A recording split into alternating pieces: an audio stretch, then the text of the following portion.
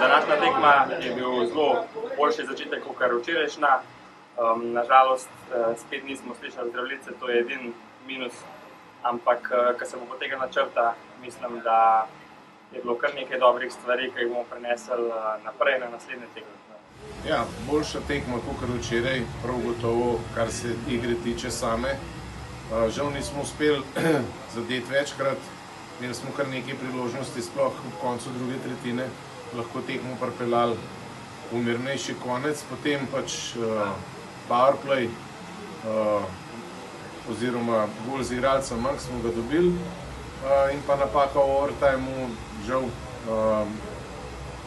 je to drugi poraz tukaj, ampak videli smo veliko dobrih stvari, pa seveda tudi nekaj stvari, na katere je treba biti pozoren, ker prvenstvo se bliža in vemo, kam gremo, taki nasprotniki bodo to kaznovali.